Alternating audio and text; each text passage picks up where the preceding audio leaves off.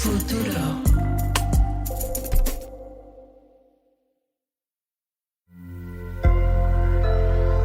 Sonoro. Episodes of Ídolo are presented in both English and Spanish. This is the English version. Si quieres escuchar en español, vuelve al feed y selecciona el título en español. This podcast contains graphic language, scenes of violence, and drug use that are not suitable for all audiences. Discretion is advised. Episode 5, The Coachella Theory.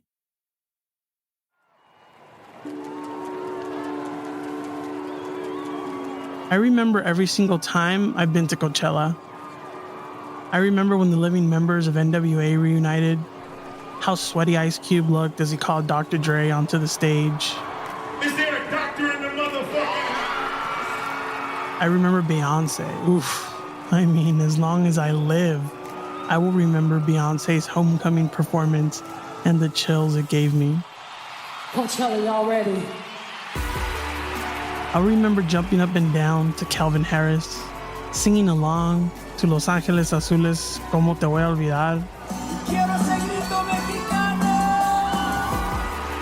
and losing my shit when A$AP Rocky brought out Kanye West. Let's go, Coachella! Turn the fuck up, Kanye West people! Coachella has seen some of the biggest artists of all time grace its stages. And in 1992, a young Chalino would join their ranks and play a show that would change his career. That show, it was on my mind the last time I was there, in the spring of 2021.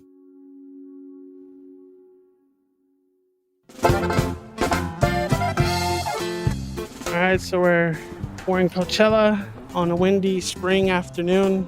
We're standing on a big highway, cars are whirling by. But this time, I'm not talking about the festival, the city of Coachella, which is an important place in the Chalino story. I'm looking at an empty lot that's been fenced up. And we can see through the fence, and we can see that there's broken concrete, wild bush everywhere. There's some tires just kind of scattered around. The empty lot is the remains of a place called Los Arcos. And it used to be a rodeo, and this is the site of the only documented gunfight Chalino had. You can hear all these stories, like this legendary Billy the Kid figure. But this one that happened in January of 1992, we know actually happened. And it was here at Los Arcos, during a Wild West shootout straight out of a cowboy flick, that the legend of Chalino Sanchez as a gunslinger was made. For Futuro Studios and Sonoro, in association with Sin Miedo Productions, I'm Eric Galindo, and this is Ídolo, the Ballad of Chalino Sanchez, a show about the man who would become known as the godfather of narco corridos, whose life would become its own kind of legendary drug ballad.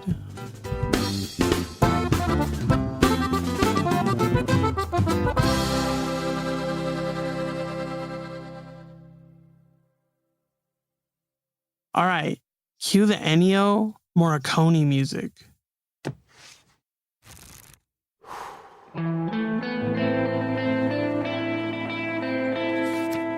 There are two sweaty cowboys staring each other down in the middle of the desert. The sun is long gone.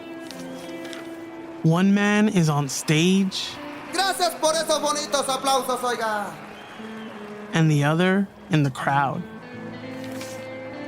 The wind is blowing through the dry brush, bringing in the faint smell of amapolas from the California poppy fields in the distance. One of the cowboys, a man named Eduardo Gallegos, shouts something. Chalino, hazme caso, cabrón! His anger cutting like a knife through the tension of this moment. His gun casually waving around in his hands like a tumbleweed headed toward his opponent. The other cowboy is Chalino Sanchez. Bájale de huevo, pariente. And he only has a split second to act, entirely on instinct, as he drops the microphone, dips his eyeline just an inch, and swings his right hand to his holster and back up in the air, aiming 10 millimeters of hard steel toward the direction of his rival.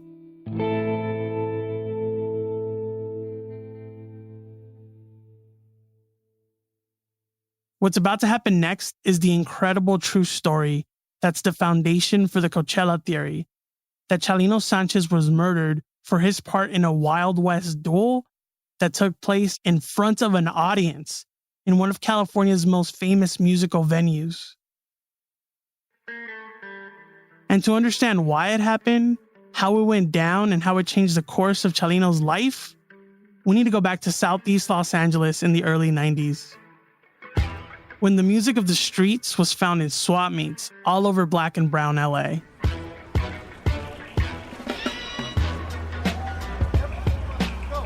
If you've never been to an LA swap meet, you're missing out. Swap meets here are usually a combination of a flea market, food festival, and that one shady cousin that can get you hooked up on a cheap flat screen TV. The best ones are usually outdoors in the lots of old drive-in movie theaters. Some of them still transform into theaters at night, where you can watch movies from the comfort of your car with your girl and some homemade tacos de camarón you didn't even have to sneak in.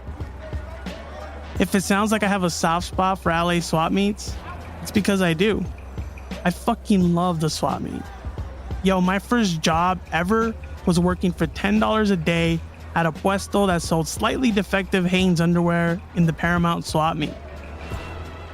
In my hood, the swap meet was everything. We grew up going to them for back to school shopping. It's where my parents bought our Christmas gifts, so the letters to Santa had to be mad specific, because it was only shit they could buy at the swap meet.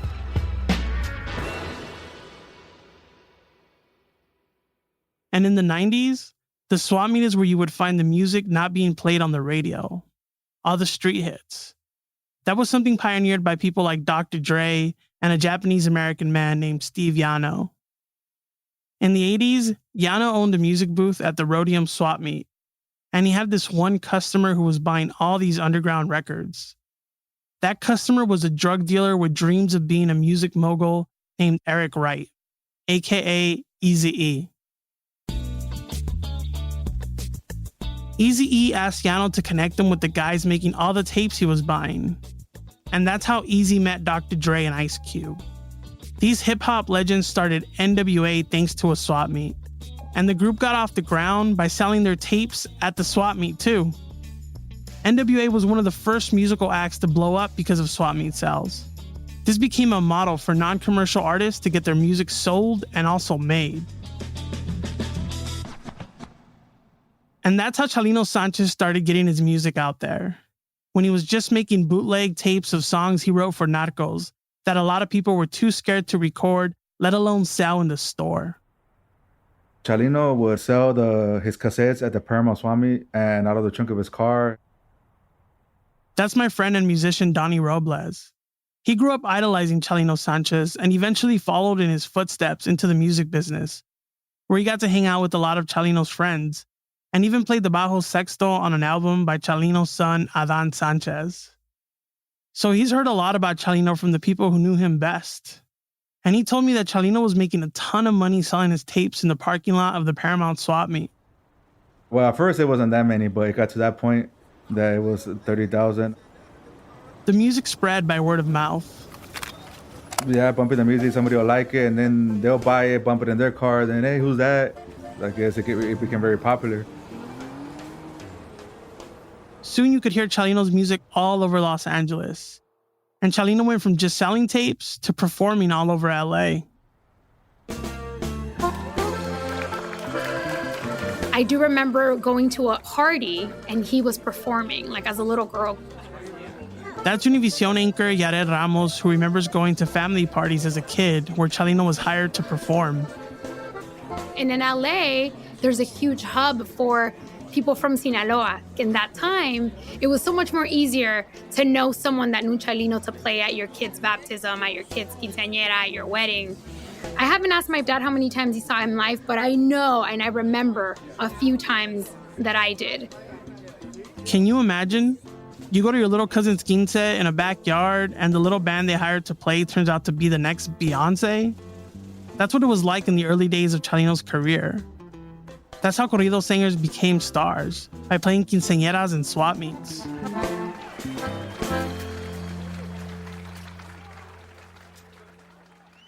And by 1992, The numerous backyard gigs, the DIY tapes from the trunk of his car, the fans in every corner of Mexican LA, Chalino was ready to outgrow all of that by recording his first studio album in Long Beach with Pedro Rivera. Pedro Rivera is quite a character. He's a singer, an actor, an immigrant from a small Jalisco town called La Barca, who became a pioneer in LA's fledgling Mexican music scene back in the 70s. But he's probably best known for being the father of the late great Mexican music star Jenny Rivera. Desde hoy he prohibido a mis ojos el mirarte. And her brothers, stars in their own right, Lupillo and Juan Rivera. Les nublaron la mirada cuando se expandió. He's also reality star Chiquis Rivera's grandfather. The song talks about pretending to be okay, but deep down inside, she's missing this person. I felt like she was singing it to me,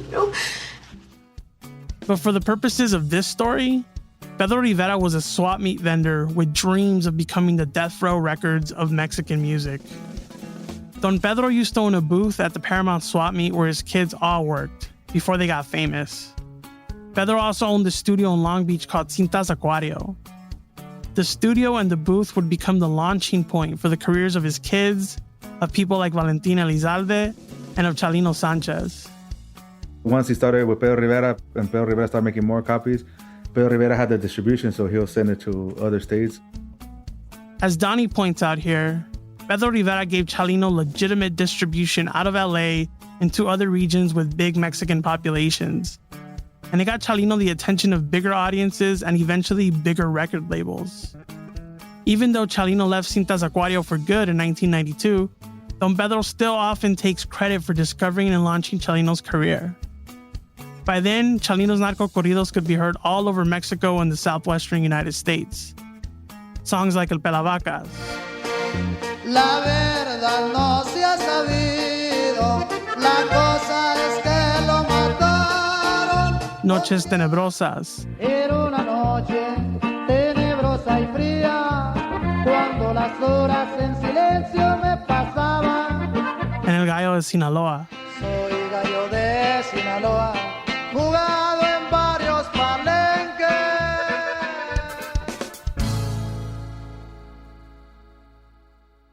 I tried talking to Pedro Rivera several times about how he felt when Chalino left for a bigger label, if he had any insights on Chalino's Coachella show, or even that last show in Culiacan.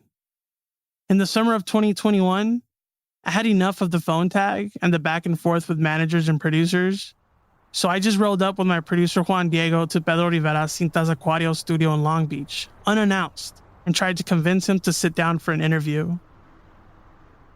We tried for about 30 minutes to get this legendary figure in the history of Mexican regional music to tell us all about how he met Chalino at that Paramount swap meet parking lot, about how Chalino's handsome face and unique cowboy aesthetic added to his growing fame in LA's Mexican community. I wanted to hear it all, but I would have settled for anything.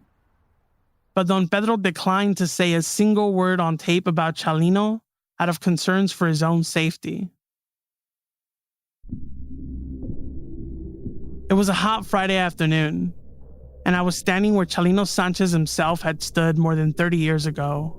And Pedro Rivera was standing there in cowboy boots next to his fresh Tesla, worried that whoever killed Chalino was still out there. And somewhere in a California prison, I imagined that someone standing there, remembering the time he got into a shootout with Chalino Sanchez in Coachella.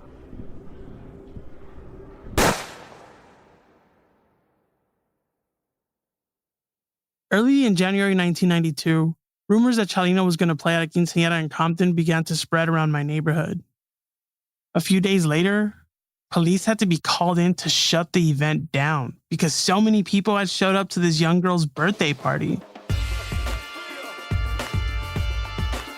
Chalino Sanchez was a rising star. The demand to play live shows outside of Los Angeles increased big during this period. And on January 24th, Chalino Sanchez found himself about 134 miles outside of LA on a large outdoor stage at a rodeo in Coachella, a full 7 years before the first ever Coachella Valley Music and Arts Festival. Before Beyoncé made history by being the first Black woman to headline the festival and by doing it better than anyone had ever done before.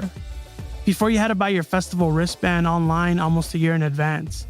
Before this small Mexican immigrant community became upended by millennials and Gen Z kids looking for social media likes and really good MDMA. Before all that, the Coachella Valley's hottest shows were Mexican-ran nightclubs, bars, and rodeos, places like Los Arcos.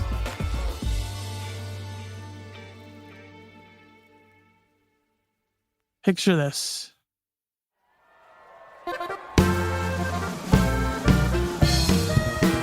"400 people crowd around a stage in California's high desert as Chalino Sanchez and his band Los Amables del Norte are performing their most popular songs.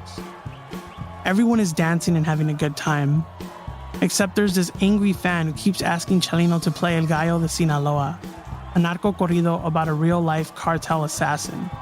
¡Hey, Chalino! ¡Tócate la del gallo de Sinaloa, cabrón! But the song doesn't come. Each time this fan gets closer and closer to the stage, yelling for El Gallo de Sinaloa, Chalino ignores him and chooses to sing one of his other songs. The man gets more irate about it, and Chalino gets more annoyed. ¡Chalino, hazme caso, cabrón! Finally, after about 20 minutes, Chalino tells the pissed off fan that he is now gonna finally sing El Gallo de Sinaloa. A ver, cabrón, yo voy a cantar El Gallo de Sinaloa. Bájale de huevos, pariente. Here's Nacho Hernandez, Chalino's band leader, recalling what happened next. Y mi compa empezó con otra. They're about to sing El Gallo de Sinaloa, but Chalino suddenly changes his mind and starts to sing another song. Entonces el vato se fue por aquel lado y se subió al stage con la pistola en la mano y le dijo algo a mi compa y en cuanto le dijo y le dio el pistolón. Nacho says the fan jumped on stage shouting, pointing the gun at Chalino. As usual, Chalino was strapped too, and he pulled out his 10mm. Arrancó mi compa la 10 milímetros que traía y le tiró. And fired at this fan. Pero el amigo, para cuando él le tiró, el amigo le pegó dos aquí y le fregó el pulmón. It was too late. By the time Chalino got a shot off, the fan shot multiple times, hitting Chalino twice in the lungs. Y el cuarto me lo pegó a mí aquí. The fourth bullet hit Nacho in the lower back. Me bajé, me subí para el stand y el amigo tire y tire balazos, tire y tire a Chalino y pegándole a otra gente. Ya no le pegó ni uno a mi compa, nomás los dos que le pegó. Wounded and sprawled out on the stage floor, Chalino managed to shoot back at the fan, sending him running into the capacity crowd. But even as he retreated through the swarm of panicked concert-goers, this man and Chalino kept shooting, injuring several innocent bystanders and killing one. ¿Mató a alguien? Sí, se murió un muchacho.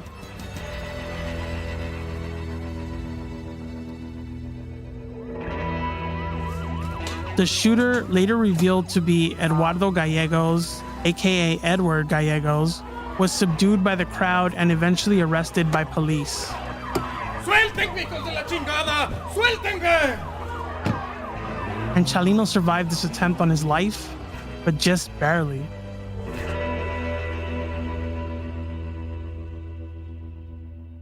Chalino estuvo como por 2 meses entre la vida y la muerte. That's Chalino's widow Marisela Sanchez recalling the 2 months Chalino spent on life support. Siempre fue una persona que sabía que estaba propenso a ese tipo de problemas, ¿no? Entonces, como tal, portaba su pistola. She says it was terrible, but that Chalino knew what kind of environment he was in, and that's why he always had a gun. Chalino knew that at any moment, he would have to defend himself. Gracias a Dios, la policía siempre estuvo muy claro, él nunca pisó la cárcel. y simple y sencillamente se olvidó ese asunto. Marisela says that because it was self-defense, Chalino was never prosecuted in the shooting, even though a bullet from his gun might have been the one that killed that innocent bystander. But Gallegos was prosecuted. I was assigned the case of the shooting of Chalino Sanchez. Henry Martinez was a homicide prosecutor for Riverside County at the time of the Coachella shooting. And before he was assigned to the case, he had never heard of Chalino. Had no idea who he was, but because of the large crowd that was gathered and the press following and the Spanish-speaking press thereafter, I knew that he must have been somewhat of a cult or a popular musician in the Hispanic culture. For the first step of the investigation, Henry talked to witnesses and started to put together a picture of what happened. Eduardo was just another member of the audience listening to Chalino Sanchez perform at a packed nightclub in Coachella, California, when Eduardo Gallegos jumped up on the stage, pulled out a handgun, and shot in the direction of Chalino Sanchez, actually wounding Chalino. And even for a seasoned homicide detective, this was a wild case.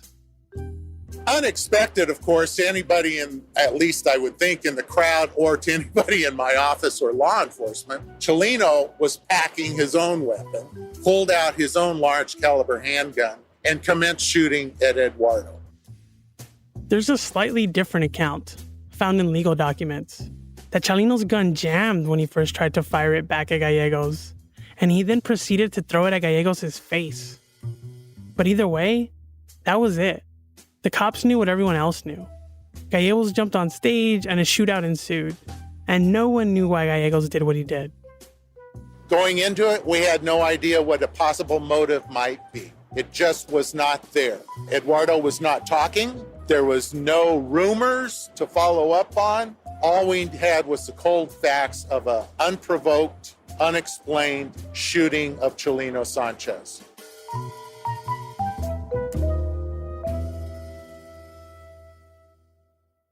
But there were rumors. Here's San Diego State professor Dr. Juan Carlos Ramirez Pimienta.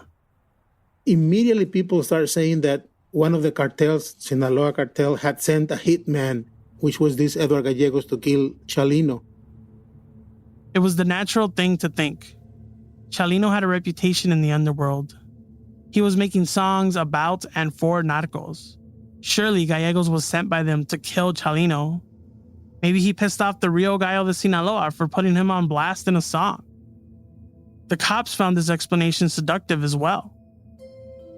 Here's a man that's singing about the violence and the cartel world, and then an act of violence happens involving him. And what better way to perpetuate that lifestyle and to show how real this is and how deeply entrenched he is into the lifestyle itself than an act of violence. And according to the Coachella Theory, Gallegos, or the person he worked for, finished the job 4 months later when Chalino was killed in Sinaloa. But as soon as investigators looked deeper into Gallegos, the contract killer motive for the shooting didn't hold up.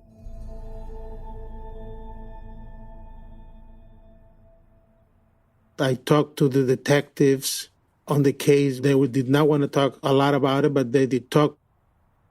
Juan Carlos, the professor we just heard from, conducted his own investigation into the shooting. I talked to some of the neighbors. I went to the place and I got copies of the record, the case. And myself, I'm convinced that it was not a hit. Eduardo Gallegos was an unemployed mechanic and, body work, carrocero also, and very heavily into drugs, and no connections were ever established between him and any organized crime. The shootout was most likely what it looked like. A raving drunk fan getting mad at Chalino for not playing his song. Like when a drunk person at the club harasses the DJ to play their favorite song, but if they were armed and dangerous. And there isn't any evidence that Gallegos had Chalino killed several months later from his prison cell or anything like that. I don't think Eduardo Gallegos is the man Pedro Rivera is scared to talk about. Police investigators charged and eventually convicted Eduardo of heroin possession, which was found on his person at the shooting, murder for the innocent bystander, and for Chalino's premeditated attempted murder and 6 counts of assault with a handgun. He was sentenced to prison for 15 years to life. He's still in jail today. The shootout didn't kill Chalino, but it changed his life in a different way. He emerged from it as a mythical icon, a Wild West Tupac Shakur, a hybrid of Billy the Kid and Bob Dylan. Here's USC professor Josh Kuhn. He survived shooting. That was the thing. And he survived it and he wasn't afraid. He survived it and then he went back to Sinaloa, right? And that, I think, just made his fans fall more in love with him as a figure beyond his music. It worked perfectly with the Chalino legend. It upped his ante as a wanted man. It fed the image that is a mix of the kind of Wild West image with a gangster figure of somebody who was on the run from, maybe they were cops, maybe they were bad guys, but he was a badass. And the shootout was about to make Chalino mainstream. Y en esa trifulca de este baile es cuando toda la raza de Los Ángeles, oh, ¿quién es este vato, no? That's Juan Antonio Fernandez, a university researcher who specializes in the history of violence and crime in the 20th century, talking about the moment Chalino went from a guy selling underground tapes to a radio star. Ah, no, pues es Chalino. Y es ahí cuando trasciende de andar repartiendo sus cassettes a sonar en la radio de Los Ángeles.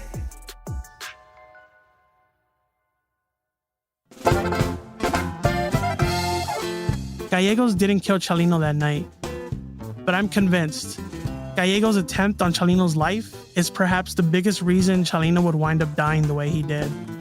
Because for most of the Spanish-speaking world, that night in Coachella was the moment the legend was confirmed. Chalino Sanchez wasn't just singing about outlaws, he was an outlaw. Chalino was really involved in the cartels or in gang life. You know, he certainly sang about the narcos, so you knew he knew them personally. I've heard yes and I've heard no, so somebody who knows better is going to have to say. Pero Chalino Sánchez estuvo a punto de perder la vida hace aproximadamente ¿cuánto tiempo, Chalino? Va a ser 2 meses ahora, el 24. He was definitely about that life. He was about that life because he didn't go into hiding, he didn't retire, he went right back to doing his thing. He was already like getting very popular, and that just made him, I guess, because what if he sang, he started getting that fame as he's a gangster and all that. But after he got shot, that put him like in the cool status, you know. And now he was a very famous singing outlaw that, as Nacho Hernandez likes to point out, was constantly announcing his location for all of his enemies to see.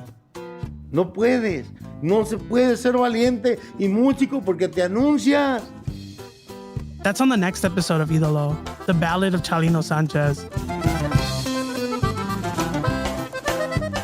Cuando arrancan los 90s, gira en Estados Unidos.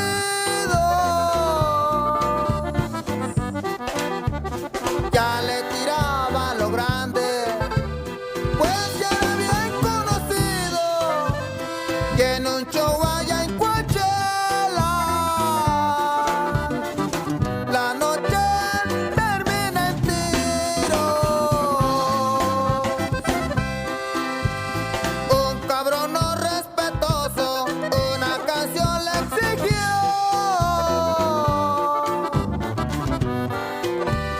Y ante esa grosería, Chalino se lo negó.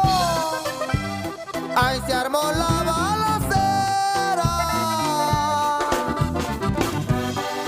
Dicen que un joven murió.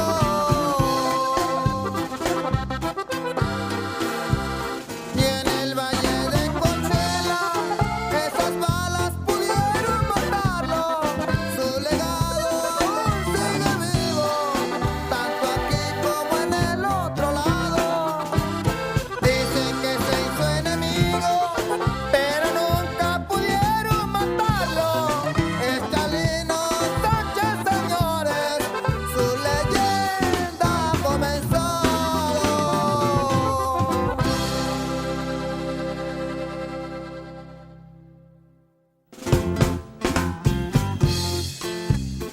This podcast is written and reported by Eric Galindo, Alejandro Mendoza, and Juan Diego Ramirez. It's edited by Marlon Bishop and Carmen Graterol, with help from Rodrigo Crespo. It's produced by Juan Diego Ramirez and Liliana Ruiz, with help from Nicole Rothwell, Evelyn Uribe, and Angelina Mosher Salazar. Executive produced for Sonoro Media by Jasmine Romero and Joshua Weinstein. For Futuro Studios by Marlon Bishop, and for Sin Miedo by Eric Galindo. Sound design and mixing by Manuel Para. Original music by Hector Fernandez with the help of Alex Mendoza, Carmen Graterol, Jasmine Romero, myself, Eric Galindo, and Juan Diego Ramirez. Performed by Simon Temoxle, Javier Zabaleta, Junior Arizmendi, Gerardo Albaran, and Leonardo Cano, aka Quinto Zurdo. Music supervision by Big Sync. Special thanks to Morgan Chappell and the King of Corridos documentary, and Simon Temoxle as Chalino Sanchez. I'm your host, Eric Galindo. Peace out!